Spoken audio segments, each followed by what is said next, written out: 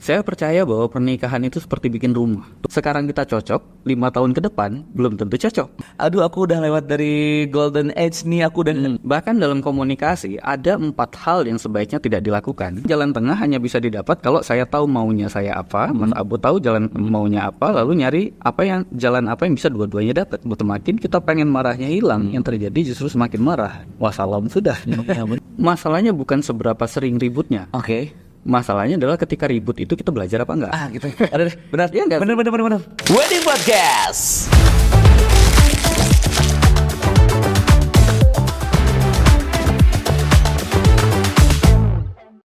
Hai, welcome back on Wedding Podcast. Dan masih di sesi Odading, obrolan dunia wedding. Dan khusus di Wedding Podcast kali ini khusus buat kamu lovebirds yang mungkin saat ini nih lagi bertarung dengan pikiran kamu. Apakah kamu salah memilih pasangan, atau emang beneran salah pilih pasangan, atau mungkin tujuan kamu nikah adalah untuk mengurangi masalah, tapi tahu nggak, pernikahan tuh nambah masalah loh sebenarnya.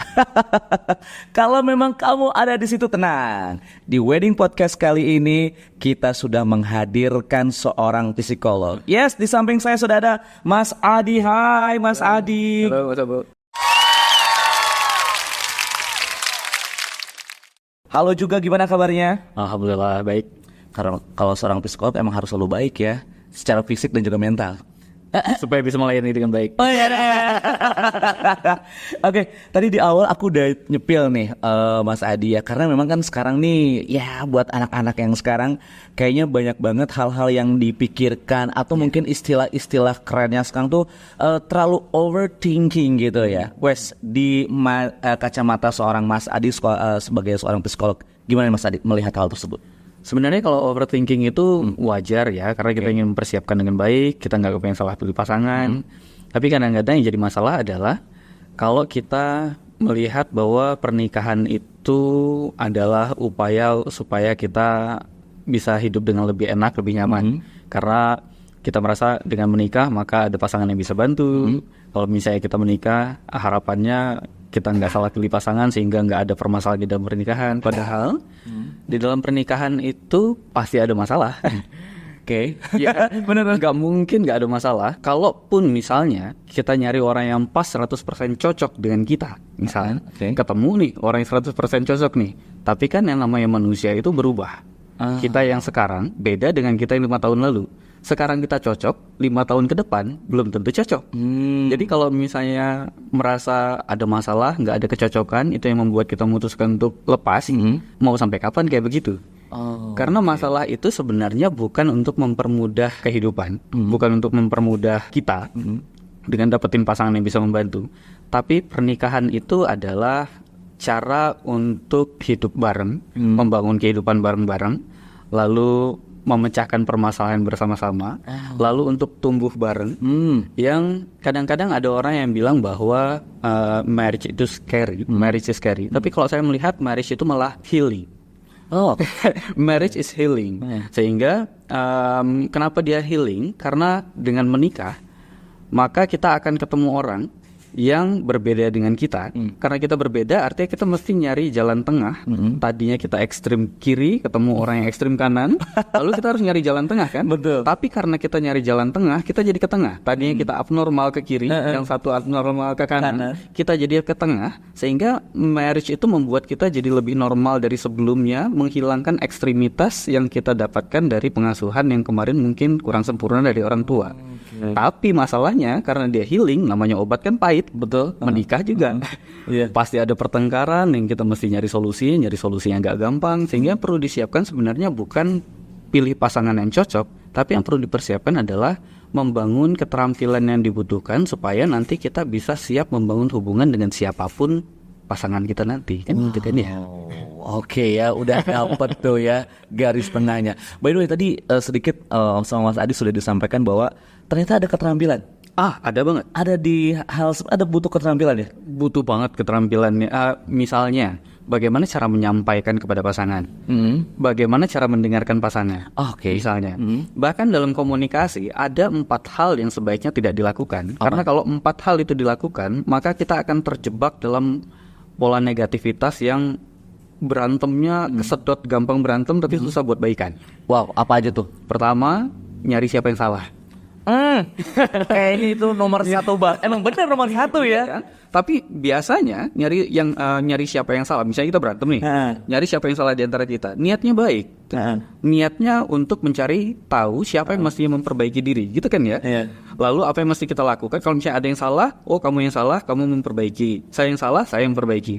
Masalahnya, kalau kita nyari siapa yang salah dalam pernikahan itu nggak ada permasalahan yang disebabkan oleh satu orang, selalu disebabkan oleh dua orang. Kenapa Mas Abo begitu? Karena saya begini. Kenapa saya begini? Karena Mas Abo begitu. Gitu kan? Iya betul. Sehingga kalau kita nyari siapa yang salah, yang disalahkan nggak bakal mau terima. Nah itu biasanya kan. Nah, oh iya, kalaupun benar, oh iya, oke saya salah. Memangnya kamu sudah benar gitu. Oh dibalikin benar lagi. kan? Betul. Nggak ada gunanya. Dalam pernikahan untuk mencari jalan tengah yang dibutuhkan adalah kita nyari kamu maunya apa, saya maunya apa, baru kita akan bisa nyari jalan tengah yang dua-duanya bisa dapat. Betul. Tapi kalau yang kita cari adalah siapa yang salah, ketemu pun siapa yang salah, kayaknya nggak bisa dapat jalan tengah. Karena kita nggak tahu maunya apa. Nah kan benar. Ya kan? Betul. Nah nyari siapa yang salah nggak akan bisa membantu pertengkaran jadi lebih baik. Itu akan membuat pertengkaran jadi lebih buruk karena kita berupaya untuk mencari siapa yang salah walaupun niatnya baik. Betul. Itu yang pertama ya. Yang pertama. Yang kedua nih Mas Adi. Yang kedua, kalau kita nyari siapa yang lebih baik. Wow. Oke. Tadi kan siapa yang salah? Betul. Sekarang siapa yang lebih baik? Aku dong, gitu ya. Tapi kalau benar saya lebih baik, artinya kamu lebih buruk dari saya, dan pasangan akan merasa direndahkan. Iya.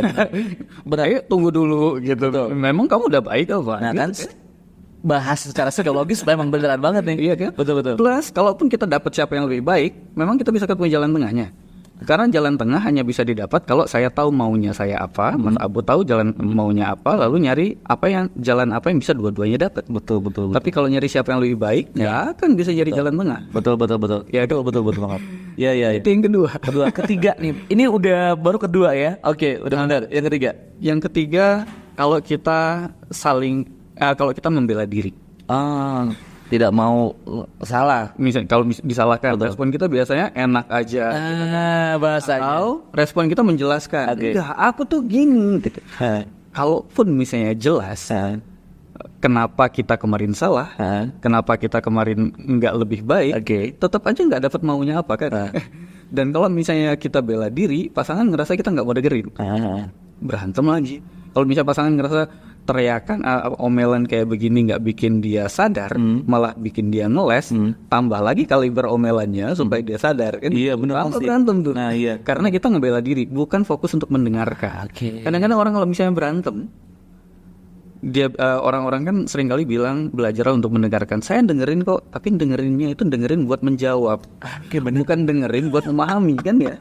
Iya. Mestinya kita memahami maunya apa ya, gitu kan? Itu untuk memahami. Oh maksudnya terus maunya apa ya?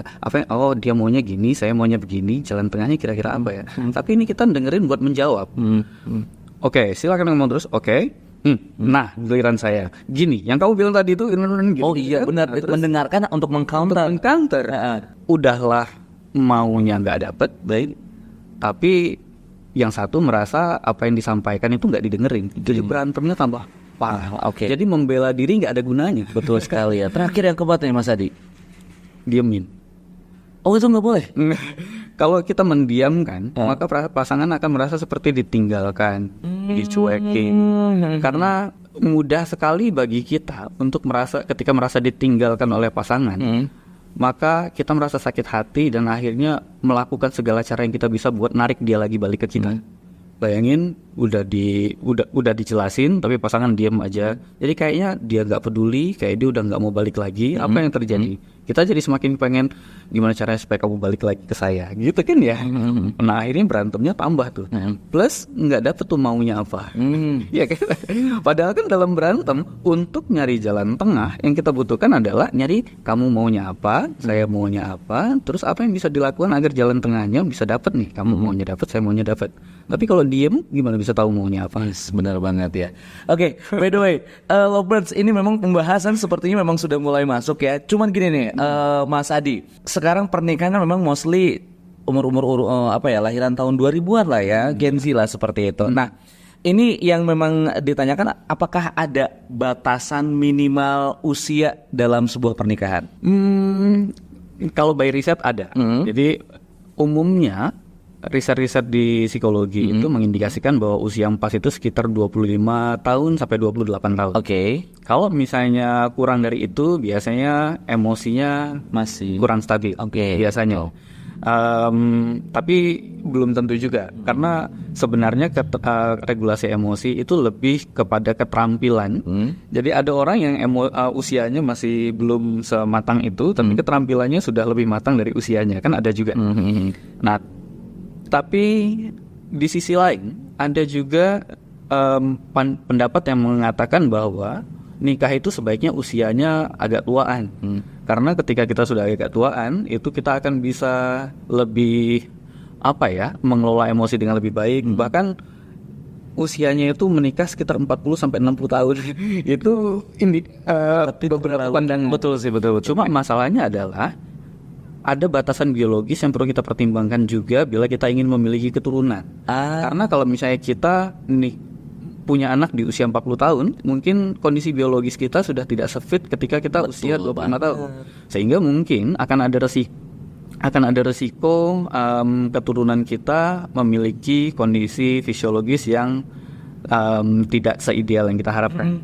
Nah, ada kemungkinan itu. Lagi pula kalau misalnya kita menikah, bayangkan umur 28 aja. Kalau kita pengen punya anak banyak, misalnya umur 28 menikah, misalnya kan nggak bisa langsung punya anak tuh. Iya. Nah, misalnya 1 tahun setelah Biasanya nggak langsung ya. Biasa. Kalau misalnya kita 1 tahun sebelumnya punya anak itu butuh waktu 1 tahun sampai dia lahir. Artinya 2 tahun tuh baru ada anak pertama. Kalau pengen anak kedua, ya kalau lahirannya normal. Kalau lahirannya sesar, butuh waktu untuk tunggu minimal berapa tahun. Betul. Nah, sehingga itu juga kalau langsung dapat. Sehingga kita perlu mempertimbangkan, merencanakan. Kita pengen punya anak berapa. Dengan usia itu memungkinkan kita bisa mendapatkan anak sejumlah yang kita rencanakan sebelumnya. Nah, itu juga perlu kita pertimbangkan. Dan kadang-kadang juga mungkin nggak masalah lah, misalnya saya punya anak misalnya 1 gitu kan nggak masalah. Tapi kalau misalnya kita menikah umur 60 tahun, belum anak kita menginjak usia remaja, bapaknya udah nggak ada. Iya kan? Benar. Nah, apakah itu adalah hal yang sudah kita pertimbangkan sebelumnya atau enggak? Jadi saya rasa jawabannya itu nggak straightforward, nggak bisa hitam putih. Tapi kita perlu mempertimbangkan apakah kita sudah punya indikasi bahwa kita sudah siap untuk menjalani pernikahan. Lalu apakah kita sudah mempertimbangkan rencana masa depan, ingin punya anak berapa. Lalu nanti kita kira-kira di usia sekian kita kepengen anak kita udah di usia berapa, sehingga kita bisa merencanakan kehidupannya dengan lebih baik gitu. Nah, ketika kita sudah merencanakan itu, sebaiknya kita memilih usia yang selaras dengan rencana kita ke depan. Nah, tapi pada dasarnya patokannya sekitar 25 sampai 28 itu biasanya kesepakatan di dunia akademis itu yang ideal. Oke, Lovebirds, tapi itu memang secara akademis ya. Buat Lovebirds yang mungkin nih Mas Adi lagi kayaknya berjuang gitu ya. Aduh, aku udah lewat dari golden age nih. Aku udah lewat dari mungkin 28 tahun tadi kan. Nggak apa-apa ya, terus berjuang aja. Karena memang ya tadi apa yang disampaikan oleh Mas Adi, bahwa memang mencari pasangan itu ya jangan yang kayak perfect banget ya. Karena memang kalau yang aku pengen yang cari yang cocok banget itu memang agak sedikit sulit, atau gimana Mas Adi? Saya percaya bahwa pernikahan itu seperti bikin rumah. Tuh, oke. Gimana tuh Mas Adi bikin rumah maksudnya? Maksudnya kalau misalnya kita bikin rumah, nggak mungkin kita beli rumah itu perfect 100%. Oh, ini oke. Biasanya ketika bikin rumah mesti ada bocornya yang baru ketahuan setelah musim hujan. Misal, ya kan? Benar. Sebelum musim hujan nggak ketahuan tuh, kelihatannya perfect aja. Tapi ternyata hujan baru ketahuan bocor. Atau kalaupun dia nggak bocor, biasanya 5 tahun kemudian itu baru muncul masalah karena ada bagian yang aus, ada bagian yang sebagainya. Yang kita mesti siap untuk terus diperbaiki. Jadi saya rasa mencari pasangan yang perfect itu nggak selalu memungkinkan, karena tetap akan ada masalah yang perlu kita hadapi. Plus, kalaupun bayangkan misalnya akhirnya kita mendapatkan pasangan yang cocok, perfect, 100% sesuai dengan keinginan kita. pas banget, luar biasa banget ya. Nggak mungkin ada yang mau aja udah syukur. Tuh dengerin Tapi tuh. andai, Ya. andai kan ketemu orang yang kayak gitu perfect 100% sama, tapi kita manusia itu berubah terus. Kita 5 tahun dari sekarang itu sudah jadi orang yang berbeda. Kita aja lihat foto kita 5 tahun yang lalu dipampangin ke muka umum, kita malu karena aduh aku gitu misalnya kan ya. Kita jadi orang yang berbeda, pasangan kita jadi orang yang berbeda. Tadinya cocok 100%, apa jaminannya 5 tahun lagi kita akan secocok itu dengan pasangan? Nggak mungkin kita jadi orang yang sama terus dari tahun ke tahun. Jadi pada dasarnya dalam menikah kita harus siap untuk menghadapi seperti apapun pasangan kita nanti. Iya, kalau pasangan kita perfect cocok, keluarganya mungkin masalah. Bukan. Mungkin kalau misalnya pasangan perfect, keluarganya perfect, nasibnya nggak masalah. Tiba-tiba suatu saat terjadi sesuatu, dia sakit keras, atau kita yang sakit keras, atau terjadi kecelakaan, atau pasti ada masalah yang nggak pernah bisa kita prediksi sebelumnya. Saya sering kali memberikan analogi bahwa kadang-kadang bagi mereka yang takut untuk menikah, takut itu nggak banyak gunanya, karena seringkali kita takut tapi kita nggak mempersiapkan apa-apa. Benar. Saya merasa pernikahan itu lebih seperti burung itu nggak pernah takut untuk hinggap di ranting yang rapuh. Bukan karena burungnya percaya bahwa rantingnya kuat, tapi karena dia percaya sayapnya cukup kuat untuk menopang dia kalau rantingnya patah. Iya. Nah, artinya yang perlu disiapkan bukan mencari ranting yang kuat, tapi yang disiapkan adalah menyiapkan sayapnya agar bisa menyelamatkan saat ada masalah. Pertanyaannya, kalau kita galau mau menikah nggak ketemu orang yang pas, kita sudah belum mempersiapkan keterampilan yang dibutuhkan untuk menjembatani perbedaan dengan pasangan? Kita udah belum membangun keterampilan yang dibutuhkan untuk bisa menumbuhkan kasih sayang yang baik dengan pasangan yang kadang-kadang ngeselin gitu misalnya? Apakah kita sudah belajar bagaimana cara menyampaikan pendapat yang sensitif? Apakah kita sudah belajar bagaimana cara mendengarkan? Apakah kita sudah belajar bagaimana cara melakukan regulasi emosi? Nah, karena regulasi emosi itu kadang-kadang agak-agak tricky, karena biasanya yang namanya emosi itu nggak selalu bisa kita atur semau kita. Betul. Pernah ngerasa grogi untuk ngomong di depan umum? Oh sangat. Ini juga lagi. Semakin kita pengen hilangin groginya, apa yang terjadi? Deg-degan. Semakin grogi. Ngantuk juga gitu. Semakin kita pengen nggak bisa, semakin kita nggak bisa tidur, semakin pengen kita numbuhin ngantuknya, semakin nggak bisa ngantuk. Betul. Nah, sehingga ketika kita marah dengan pasangan, semakin kita pengen marahnya hilang, yang terjadi justru semakin marah. Wassalam sudah. Ya kan? Betul. Artinya keterampilan regulasi emosi itu apakah sudah kita pelajari? Bagaimana cara mengendalikan emosi yang kadang-kadang nggak selalu bisa dikendalikan? Nah, kalau kita belum nikah tapi kerjaannya hanya nyari pasangan yang cocok, akan jadi masalah. Karena kalaupun cocok, nanti pasangannya suatu saat berubah jadi orang yang berbeda, jadi nggak cocok lagi. Bukan? Kita perlu menyiapkan diri untuk bisa membangun kembali kecocokan dengan seperti apapun pasangan kita nanti. Oke. Ini Lopers ngomong-ngomong tentang mempersiapkan nih ya Mas Adi ya. Apa sih tanda-tanda gitu ya? Kita ini nih calon pengantin ini tuh bisa dibilang siap secara mental dan juga emosional tuh bisa nggak sih dilihat dari tanda-tanda kalau si A tuh si B itu memang siap secara mental dan juga emosional? Nggak menjamin sebenarnya, tapi kadang-kadang memang ada hal yang perlu kita lihat. Dalam pernikahan itu indikasinya apa sih ketika seseorang sudah siap menikah, baik itu pasangan ataupun kita. Nah, pernikahan itu pada dasarnya menyatukan dua orang yang berbeda. Betul. Nah, supaya kita bisa hidup bareng dengan segala perbedaan yang ada. Artinya keterampilan yang perlu dimiliki adalah keterampilan untuk menjembatani perbedaan. Nah, untuk menjembatani perbedaan itu yang dibutuhkan adalah keterampilan untuk resolve konflik. Untuk mencari jalan tengah, untuk mencari solusi. Nah, keterampilan itu kita perlu lihat apakah pasangan ketika ada masalah dia nyari solusi atau nyari siapa yang salah. Jadi kalau debat nih, kita berantem, yang kita lakukan selama berantem itu fokus nyari siapa yang salah atau fokus untuk nyari solusi. Jadi pasangan yang biasanya matang dan siap untuk berumah tangga adalah pasangan yang ketika berdebat parah yang dilakukan adalah nyari dia maunya apa ya. Betul. Saya maunya apa ya. Lalu dari yang aku kayaknya kamu kepengennya lebih ke gini ya. Iya, aku lebihnya kepengen ke gini. Gimana kalau misalnya ini ya gini. Nyari solusi kan. Tapi kalau fokusnya soalnya kamu itu orangnya. Nah, itu kan nyari siapa yang salah. Belum siap tuh. Artinya bukan resolve konflik, tapi blaming. Menyalahkan orang, dan itu menyuburkan pertengkaran. Nah, bisa nggak sih seorang lovers ini yang memang untuk mengantisipasi itu waktu pacaran tuh, itu tuh bisa terlihat nggak sih? Akhir mungkin masalah-masalah yang nanti akan dihadapi setelah pernikahan itu nggak terjadi gitu loh. Yang tadi malah ngedebat lah, cari yang salah. Ini kan memang harusnya tuh bisa dicari tahu sebelum memang mereka akan menikah tuh. Nah, itu bisa dicari tahu atau bagaimana? Bisa. Fokus aja nyari saat diskusi. Pasangan kita dan kita saat diskusi itu nyari siapa yang salah atau nyari solusinya. Coba dulu di situ. Artinya mesti berantem dulu. Oh, tuh ya. Pasangan yang membuat saya khawatir adalah pasangan yang nggak pernah berantem. Oh, malah aneh. Karena kalau nggak pernah berantem, suatu saat dia berantem, kita nggak tahu jatuhnya kayak apa.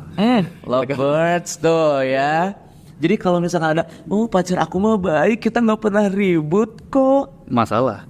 Itu masalah. Itu sama seperti orang nggak pernah nyoba buat naik sepeda. Padahal naik sepeda itu dari waktu jatuh pertama sampai bisa itu butuh waktu. Iya, betul.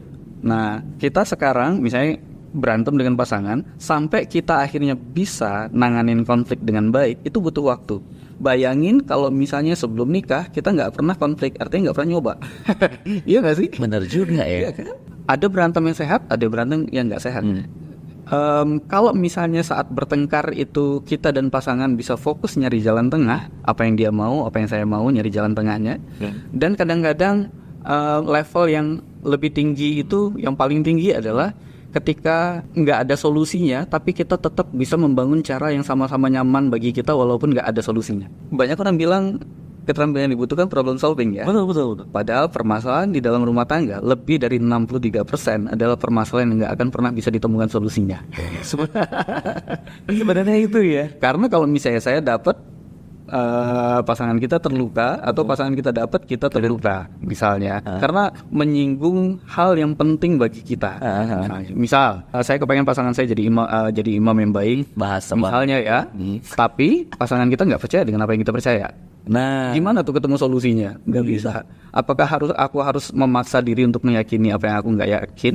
Atau pasangannya, apakah aku harus melepaskan keyakinanku yang terdalam?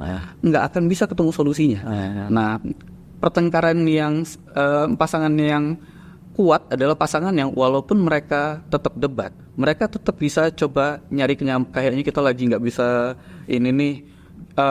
Kita break dulu gimana, nanti kita obrolin lagi gitu. Jadi walaupun mereka nggak ketemu solusinya, mereka tetap bisa menumpulkan cakar-cakar yang tajam di antara mereka sehingga mereka bisa membangun kenyamanan di tengah ketidaknyamanan yang ada. Nah itu, ya, itu kalau udah sampai begitu, nah ambil tuh. Itu orangnya, tapi jumlahnya mungkin sedikit.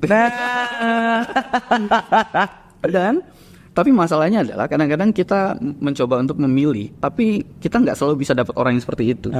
Nah, nggak masalah karena itu keterampilan yang bisa dipelajari. Khawatirlah kalau pasangan atau kita tidak mau berupaya untuk belajar. Itu yang jadi masalah. Nah, karena itu perlu dipelajari, butuh waktu, bisa dipelajari.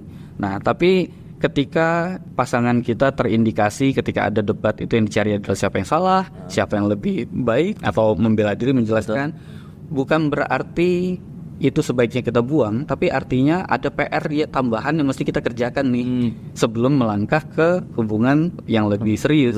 Artinya ada keterampilan-keterampilan yang perlu kita pelajari, ada hal yang perlu kita siapkan supaya kita bisa yakin bahwa walaupun belum, tapi nanti bisa deh kayaknya. Nah, kan nggak masalah. Betul. Manusia itu tumbuh dan berkembang.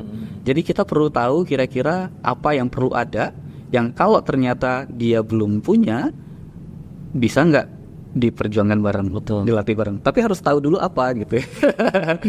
Salah satunya yaitu solusi konflik. Satu dari 3 hal yang perlu kita lihat. Oke. Yang kedua tadi kita lanjutkan lagi.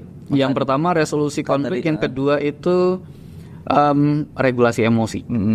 Artinya apakah kalau kita sedang sama-sama emosi itu cenderung kebawa dengan emosinya atau kita bisa kalem.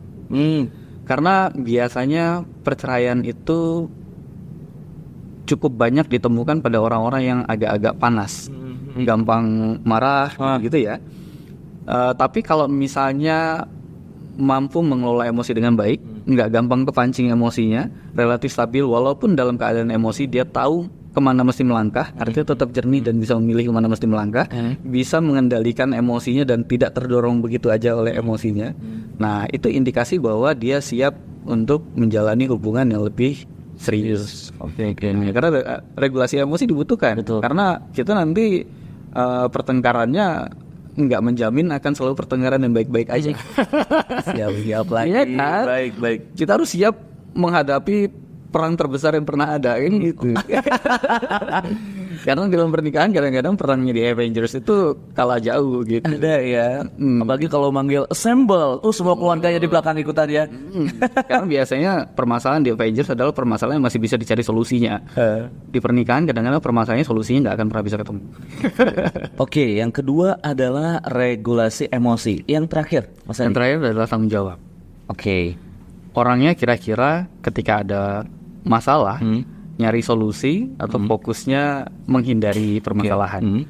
Nah, kalau misalnya ada masalah yang dicari adalah menghindari ketidaknyamanan, lalu nyari selamat, itu berbeda dengan orang yang ketika ada masalah dia nyari solusinya gimana caranya supaya kita bisa enak bareng, supaya kita bisa tumbuh bareng. Jadi nggak lari ketika ada masalah. Orang yang nggak mengambil tanggung jawab itu artinya orang yang keputusannya terserah lu deh gitu. Tapi kalau misalnya salah tanggung jawab gitu kan. Iya benar. Nah tapi ini orang yang oke, kita gini gimana. Artinya dia mau ambil pilihan, dan ketika nanti pilihannya itu keliru dan ada masalah, dia mau bertanggung jawab membereskan kekacauannya. Artinya ada orang-orang yang ketika ada pilihan terserah. Mau makan apa sih? Terserah kamu aja deh. Ayam goreng gimana? Iya langsung banyak tuh kalau cowok tuh. Sate gimana sate? Udah mau. Terus maunya apa? Terserah. Iya. Tapi ketika terserah, misalnya ada yang kita nggak kepengen nambah anak, tapi ada tekanan untuk nambah anak. Lalu kita akhirnya ikut, ya udah deh, ikut tambah anak deh, ikut misalnya karena kamu bilang begitu, ya udah deh. Tapi bukan dia milih, dia merasa ngambil pilihan itu karena dipaksa untuk memilih. Ya. Karena dia dipaksa untuk memilih, suatu saat kalau ternyata ada masalah, maka dia akan bilang, mana nih kemarin yang nyuruh aku buat nambah anak, tanggung jawab, gitu kan? Karena apa? Karena pilihannya bukan dia buat. Tapi kalau misalnya orang yang tanggung jawab adalah orang yang mau diskusi, saling nyari bareng jalannya gimana, nyari jalan tengah yang sama-sama enak, bukan melimpahkan kepada pasangannya yang kalau misalnya ternyata ada masalah, tanggung jawab kan kamu yang milih gitu. Nah itu indikasi bahwa pasangan mungkin belum cukup siap untuk menanggung beban tanggung jawab yang dibutuhkan untuk membangun keluarga bersama.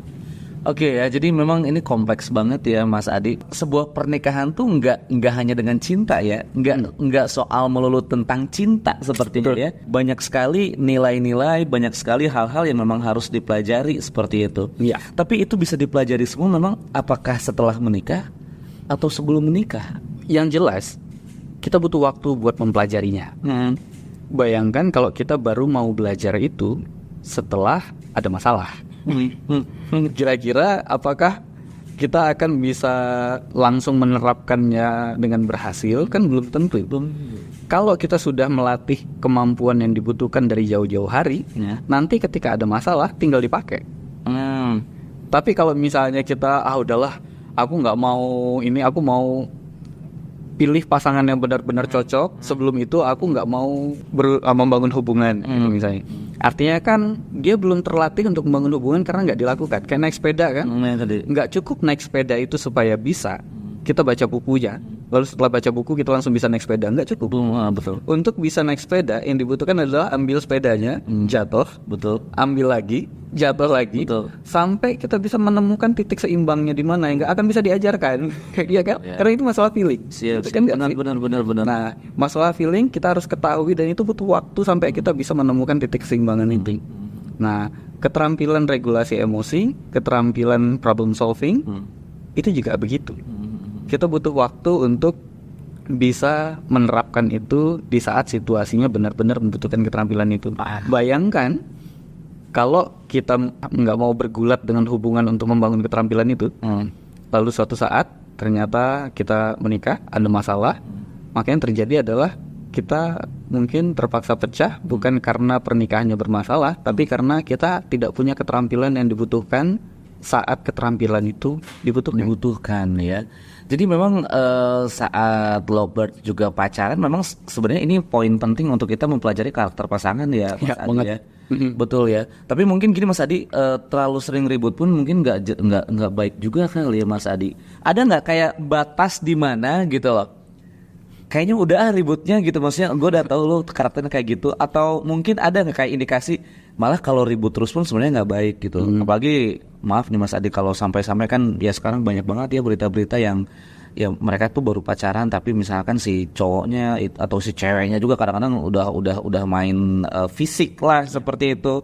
Nah itu tuh kayak ada indikasi kecukupan untuk ya oke lah kalau ribut sekali 2 kali untuk kita mempelajari pasangan, oke nggak apa-apa. Tapi kalau keseringan pun kan memang nggak baik juga. Kalau menurut Mas Adi bagaimana? Masalahnya bukan seberapa sering ributnya. Oke. Masalahnya adalah ketika ribut itu kita belajar apa enggak? Gitu. Ada deh. Benar. Iya enggak? Benar. Karena ketika naik sepeda, jatuhnya itu nggak akan hilang gitu. Kita pasti jatuh. Tapi apakah itu artinya ada jumlah jatuh tertentu yang kalau misalnya lewat dari jumlah jatuh itu kita jangan naik sepeda lagi? Kan enggak. Benar. Tapi kita akan bisa naik sepeda lebih cepat ketika kita belajar lebih cepat. Nah, artinya kalau memang keterampilan resolusi konflik itu dibutuhkan, kenapa kita hindari hanya karena kita nggak suka bertengkar? Justru bertengkar itu ladang latihan untuk kita melatih keterampilan yang dibutuhkan. Dengan harapan suatu saat ketika memang itu benar-benar dibutuhkan, kita udah bisa kan. Jadi sebenarnya kuncinya bukan seberapa kita bertengkar, apakah kita sudah bertengkar cukup sering apa enggak, tapi apakah kita yang hari ini lebih baik dari hari kemarin dalam hal keterampilan bertengkar dengan pasangan gitu. Iya nggak sih? Oke, benar-benar ya. Ya gimana lovebirds-nya nih ya, belajar dari setiap masalah ya, jangan ribut itu kayaknya diambil ya udah ributnya aja gitu. Nggak ada intisari, nggak ada yang pembelajaran apapun yang tadi disampaikan oleh Mas Adi seperti itu ya. Kalau cuma ribut-ribut doang, nggak ada sesuatu yang diambil, kayaknya ya buat apa? Malah mungkin akan kembali dengan ribut yang sama. Entah itu sedikit ribut, entah itu banyak ribut, nggak ada bedanya, nggak ada gunanya karena keterampilannya nggak nambah. Nah itu dia ya. Karena yang dibutuhkan bukan ributnya seberapa banyak, yang dibutuhkan adalah belajarnya seberapa banyak. Oke, siap. Mas Adi, melihat dari fenomena sekarang ya, di mana di lain sisi banyak sekali para lovebirds yang ingin menikah, tapi di sisi lain juga banyak yang takut menikah nih. Ya. Menurut pandangan Mas Adi sebagai psikolog, takut menikah itu wajar karena kita khawatir kalau kita salah pilih pasangan, betul, kita bakal bermasalah. Nikah itu cuma sekali seumur hidup, gitu kan? Tapi permasalahannya adalah apakah takutnya itu membantu kita untuk punya kehidupan pernikahan yang lebih baik. Nah, takut itu nggak membuat kita gerak kemana-mana. Takut itu akan membuat kita stay di situ. Kalau kita takut, kita nggak membangun hubungan. Betul. Sama seperti naik sepeda. Kalau kita takut jatuh, kita nggak akan bisa naik sepeda. Betul banget. Ya kan? Benar. Apa yang dibutuhkan supaya bisa naik sepeda waktu? Ya naik sepeda lagi. Bakal jatuh nggak? Ya mungkin. Bakal. Pasti jatuh. Kenapa pasti jatuh? Karena satu hal yang mungkin jarang diketahui orang dalam pernikahan. Kalau kita nyari pasangan yang kira-kira cocok, yang benar-benar pas buat kita, akan ada waktunya nanti di mana apa yang membuat kamu jatuh cinta dengan pasangan adalah akan menjadi hal yang paling kamu benci dari dia. Misal nih, Mas Abu sangat soft spoken, lalu Mas Abu orangnya sangat extrovert, lalu bisa masuk kemana-mana. Saya orangnya introvert dan saya kagum dengan Mas Abu yang pembawaannya gitu kan. Suatu saat ketika saya banyak terluka, maka sifat Mas Abu yang begitu akan membuat saya sakit hati karena ini cari perhatian banget. Emang benar gitu kan? Benar. Ya nggak sih? Jadi karena berbeda, apa yang beda dengan saya itu kita jadi nggak suka. Tuh, gitu nggak sih? Bener loh, benar. Nah, akan ada titiknya nanti kalau misalnya kita takut nggak cocok gitu, pasti nggak cocok. Karena akan ada titik di mana kita akan merasa nggak cocok dengan pasangan. Semua akan mengalami itu. Oke, izin Mas Adi, karena pengalaman. Jadi sedikit cerita aja. Misal si A dan si B ya, si A nih dia tuh suka sama si B itu ibarat cowoknya lah ya. Dia tuh suka karena yang tadi Mas Adi bilang, karena memang dia soft spoken, dia sama siapapun dekat segala macam. Oke, dia pun sukanya seperti itu. Setelah menikah, seperti ada kondisi yang berbeda. Betul. Kok kamu dekat sama dia? Ya. Kok kamu foto dekat banget sih? Iya. Nah itu Pak, itu yang terjadi Kejadian, kejadian ternyata seperti itu. Iya, itu adalah dampak yang tidak bisa kita hindari karena kita dan pasangan berbeda. Nah, karena kita dan pasangan adalah dua orang yang berbeda, maka akan ada kejadian nanti di mana perbedaan itu akan membuat kita nggak suka dengan dia. Nah, tapi justru itu sebenarnya yang dibutuhkan agar kita tumbuh jadi orang yang lebih baik. Kalau kita bisa akhirnya menemukan cara untuk bisa nyaman dengan perbedaan itu. Nah, gimana caranya? Kalau kita nggak bisa melakukannya sendirian, artinya kita perlu bantuan konselor yang memang profesional dalam membantu orang-orang menjalani itu dan memulihkan hubungan yang begitu. Tukang rumah itu selalu ada, karena apa? Sebagus apapun rumah yang kita punya, suatu saat kita akan butuh bantuan profesional untuk datang membantu kita memperbaiki rumahnya. Betul. Sama seperti ini. Yang dilakukan bukan menghindari beli rumah, bukan menghindari hubungan, tapi yang dilakukan adalah mencoba membangun hubungan yang kalau kesulitan, maka kita bisa tahu siapa yang bisa kita hubungi untuk bisa membantu kita fix the problem, yang bisa membantu kita untuk memulihkan kembali hubungan yang tadinya retak. Nah, karena itu bagian yang tidak terhindarkan dalam kehidupan yang siapapun orangnya, seperfect apapun itu pasti harus kita hadapi. Yang bikin orang bercerai itu hampir 70% itu bertengkar. Keterampilan membangun hubungan dengan keterampilan memoles hubungan di muka publik itu dua keterampilan yang berbeda. Ya ipar adalah maut lah, lalu juga ada pembantu adalah maut ya. Itu mayoritas munculnya di 5 tahun pertama atau 16 tahun setelah menikah. Kebahagiaan itu tidak hanya urusan kesenangan. Kalau misalnya kita udah bosan nyari yang lain dong. Dasar manusia emang Wedding Podcast.